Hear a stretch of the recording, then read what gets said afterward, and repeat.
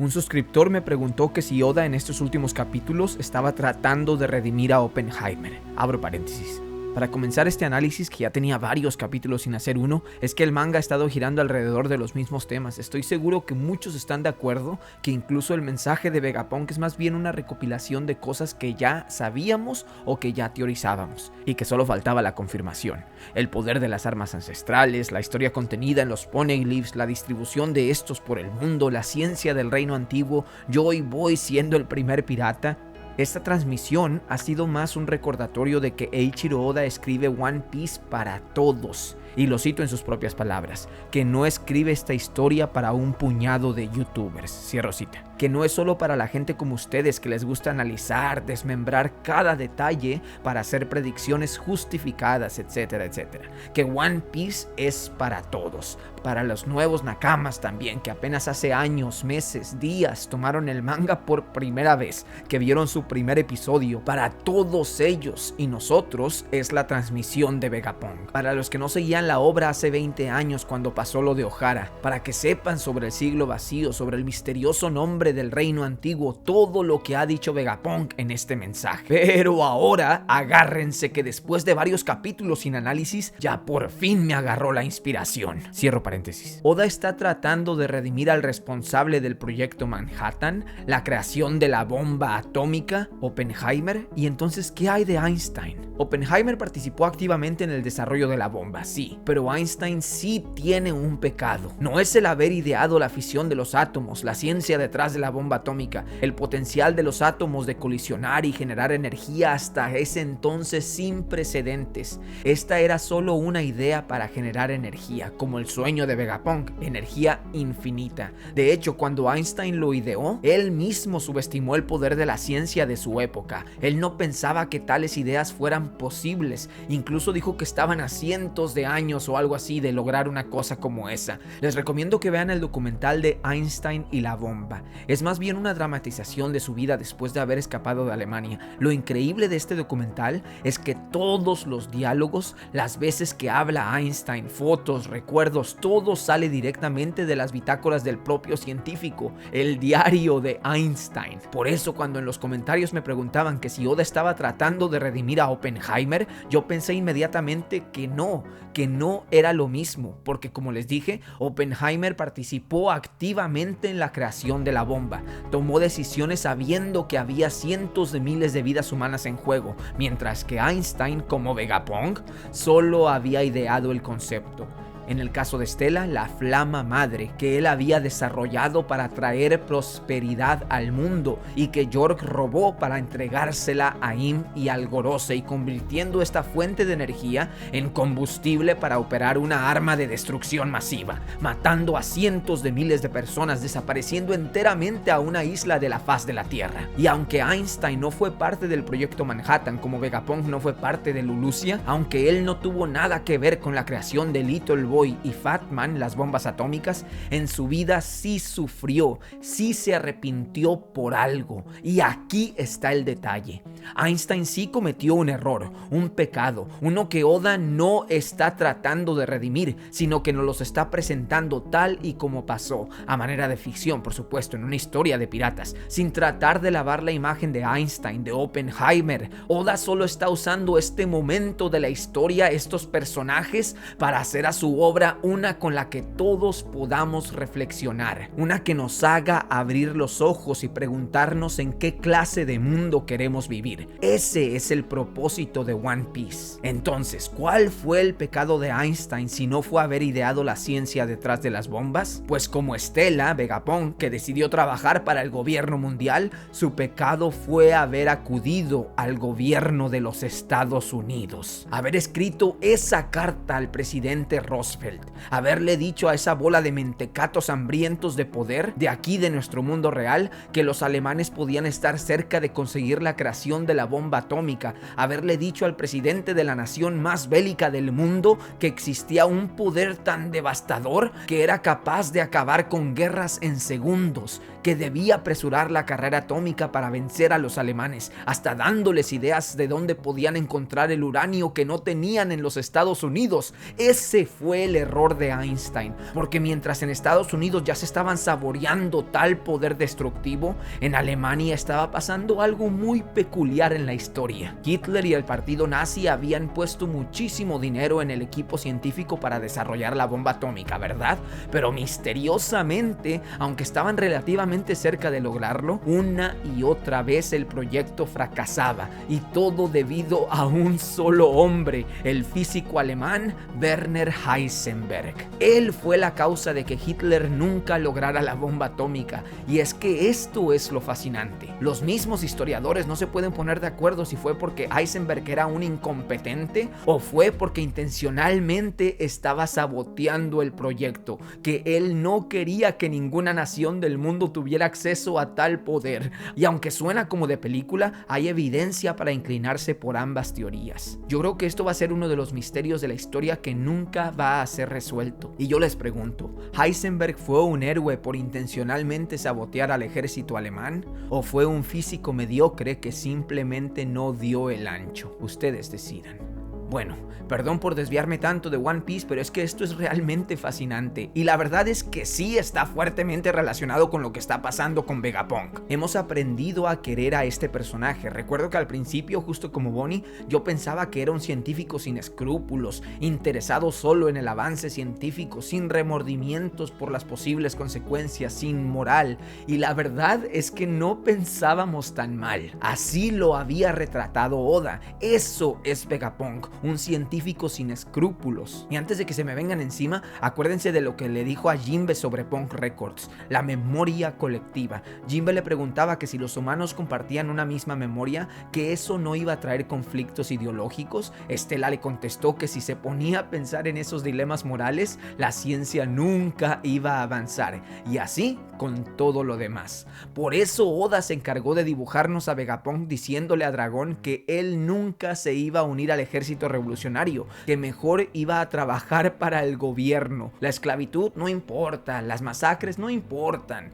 con el gobierno, porque allí estaba el dinero. Pero tampoco podemos juzgarlo tan fuerte, porque Vegapunk no es un hombre malo. ¿Quiénes somos nosotros para juzgar el mal del bien? Ahí tenemos el mismo dilema. Vegapunk sí pensaba que dentro de la marina y del gobierno había gente con principios, y equivocado no estaba, Claro que no todo es blanco y negro. Claro que dentro del gobierno y la marina hay personas que de verdad quieren un mejor mundo. Por eso no podemos juzgarlo. Por eso no podemos esperar a que Vegapunk revele los cochinos secretos del gobierno y que la marina se divida, que haya una ruptura interna, que la guerra final de One Piece sea peleada también por los desertores de este sistema corrupto. Esa más o menos es la ideología de Vegapunk, una moral pasiva. Por eso desde el gobierno se dedicó a avanzar su ciencia, sí, para ayudar a la sociedad, pero últimamente sirviendo los intereses negros del poder. Y aunque Vegapunk diga que no puede distinguir el bien del mal, que no sabe si los malos son el gobierno actual o el reino antiguo y Joy Boy por crear y resguardar tales armas, nosotros los lectores sí sabemos. ¿Cómo no vamos a poder juzgar toda la esclavitud, la segregación social, las grandes purgas, la corrupción del sistema, los dragones celestiales, un rey del todo que gobierna desde la sombra, 5 ancianos que literalmente son monstruos? A diferencia de Vegapunk, nosotros sí la tenemos bien clara, porque también con la información que tenemos podemos justificar eso que Vegapunk no logra entender, el deseo de Joy Boy de querer resguardar las armas ancestrales. Porque justo como en la mini historia de Franky, justo como nos enseña uno de los mensajes principales de One Piece, la sola existencia de un individuo no puede ser un pecado. Joy Boy quería resguardar las armas ancestrales no porque fueran máquinas de destrucción masiva, sino porque estas máquinas están vinculadas a personas, y esas personas fueron nada más y nada menos que sus nakamas. Poseidón no solo es el arma ancestral capaz de liderar a los reyes marinos, es la princesa Gyojin, un ser vivo, y así debe ser lo mismo con Plutón y con Urano. Y esta no es teoría, ya sabemos lo suficiente para para deducir que las armas ancestrales no son solo máquinas, sino que cada una es una trinidad: arma, persona, bestia. En el caso de Poseidón ya conocemos a la persona, la princesa Gyojin, Shirahoshi. También conocemos a la parte bestia, que son los reyes marinos. Y la máquina, pues aunque no esté confirmada, esta podría ser el arca Noah. En el caso de Plutón, lo único que tenemos confirmado es la parte máquina, que yace en el fondo del país de Wano. Franky tenía los planos de su construcción, y lo que teorizamos es que Momonosuke es la parte humana de esta arma, así como Zunisha podría ser la parte bestia. Urano es la más misteriosa de las tres. Aunque casi no sabemos nada, sí que vimos una máquina voladora borrar enteramente del mapa a Lulusia, y con la confirmación de Vegapunk que su flama madre fue usada para activar un arma ancestral, pues ya casi nos están deletreando que esta máquina voladora debe ser Urano. Además, ya la habíamos visto hace muchísimos años en el 2010, capítulo 594, la máquina voladora que casi succiona a los piratas de Beji y que Oda dibujó así casi en primer plano. Si esta cosa no es la cosa que destruyó Lulusia, entonces no tengo ni idea de qué puede ser Urano. Pero ¿quién es la parte humana de esta arma? Aquí hay de dos sopas. La parte humana es Im, que antes era Nakama de Joy Boy y lo traicionó usando su poder para el mal. Pero no.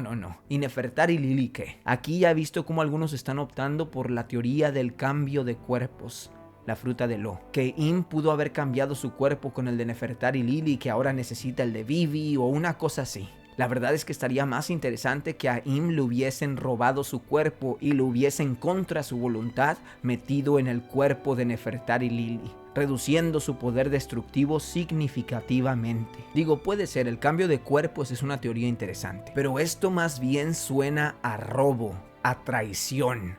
Vegapunk dice que no puede distinguir el bien del mal, porque Joy Boy quiso resguardar estas armas de destrucción masiva, ¿verdad? Pues está equivocado.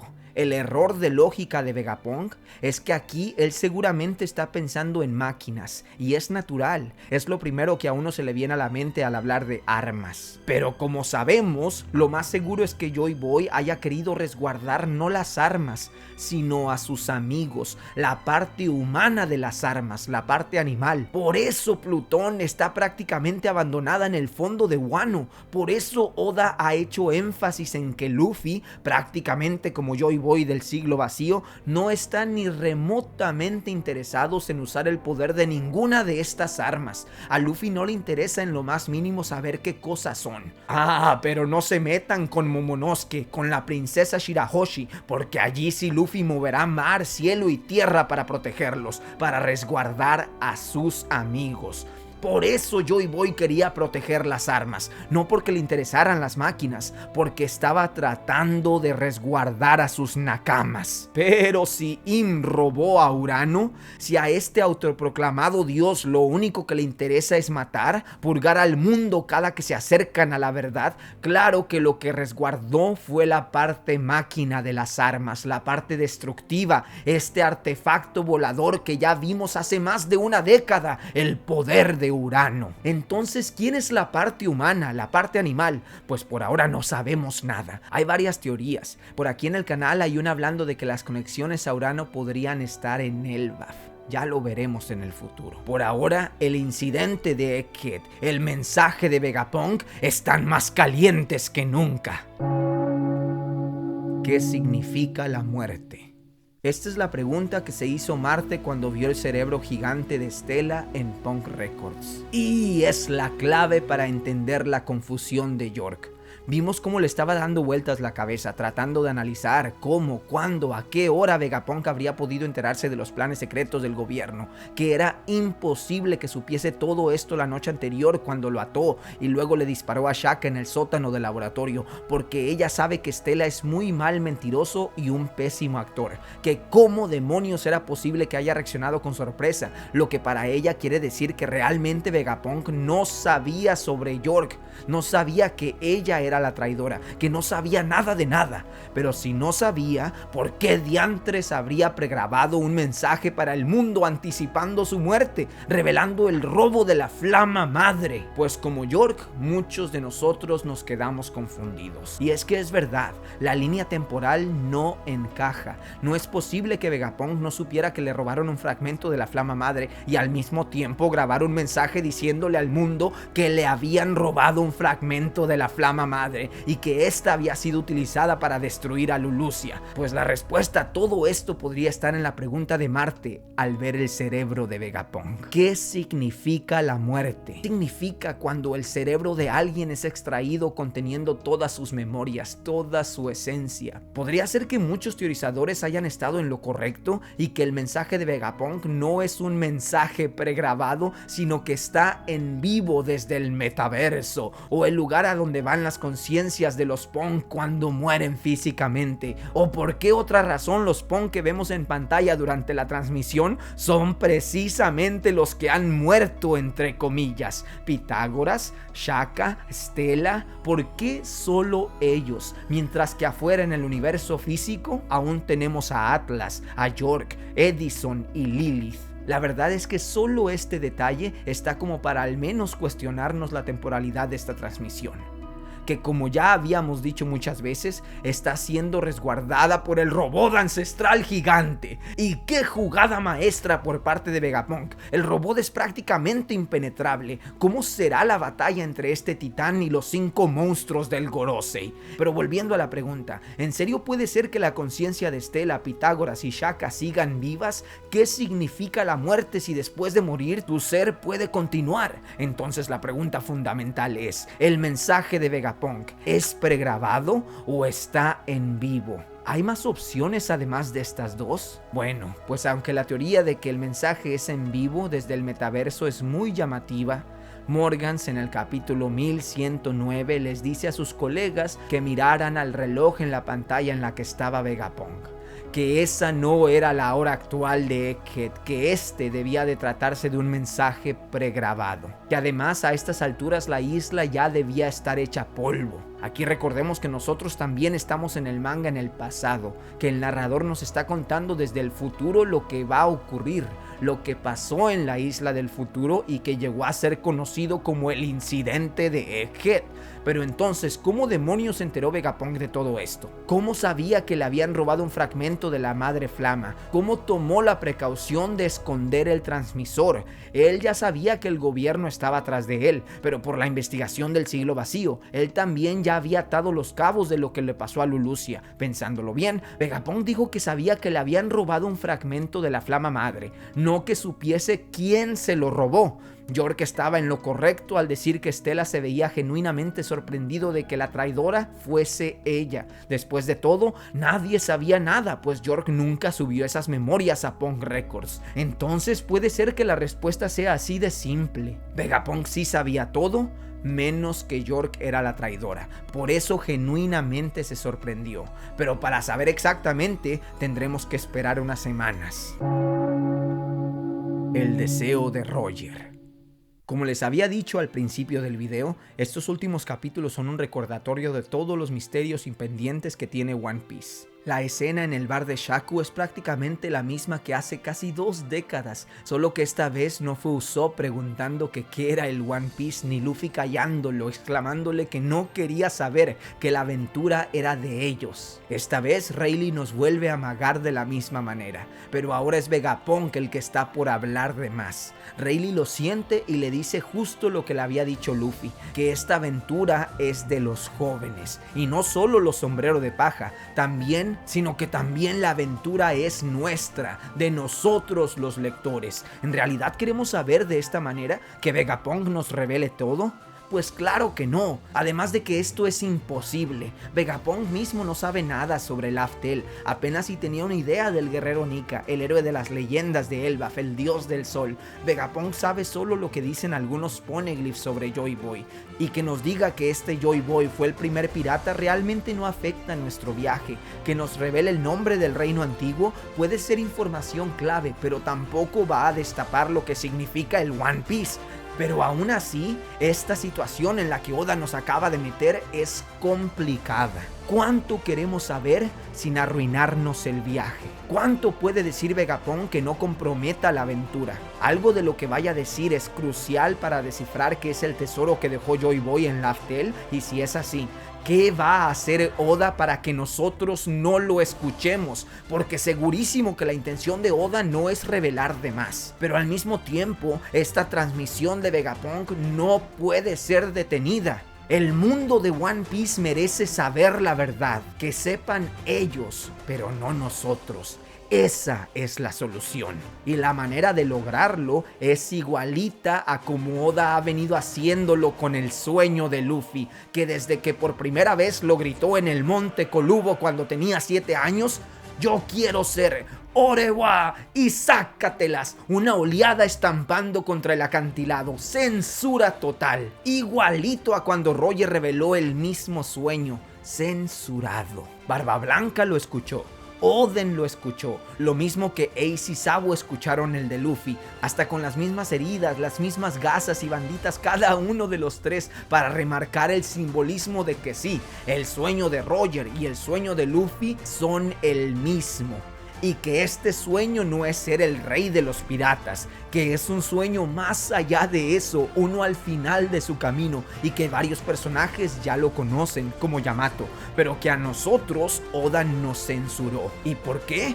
Pues porque aún es muy temprano para conocerlo, porque cuando llegue el día va a ser el momento más épico de toda la serie, porque el sueño claro que debe estar relacionado al mundo de One Piece, a su geografía, a su gente. Y muchos están preguntando, al igual que Vegapunk, ¿por qué los piratas de Roger, que sabían todos estos secretos del siglo vacío, las inundaciones, la gran purga, las armas ancestrales, por qué no les advirtieron al mundo? Me decía otro suscriptor que no le gustaba nada esto, que Roger y Rayleigh se le estaban pareciendo mucho a Goku de Dragon Ball, que sin importarle el bienestar de la gente del mundo, Goku era egoísta, simplemente quería pelear contra enemigos fuertes, poniendo en peligro a sus amigos y a su familia. Yo digo que esta es una lectura muy simple de este increíble e icónico personaje, pero la verdad es que en momentos eso es lo que aparenta. Pero aquí en One Piece, la diferencia es que en Laugh Tale hay algo que nos va a poner el mundo de cabeza. La diferencia es que aquellos que conocieron la verdad del mundo, los piratas de Roger, simplemente rieron. Todo con medida. La raza humana tiene solo un arma relativamente efectiva, y esa es la risa. Mark Twain. Y muchas gracias a los miembros del canal. Si quieres unirte a la Nordiflota para apoyar este contenido, bienvenido. Y si no, tu mera presencia, like y compartida son mi mismísimo tesoro.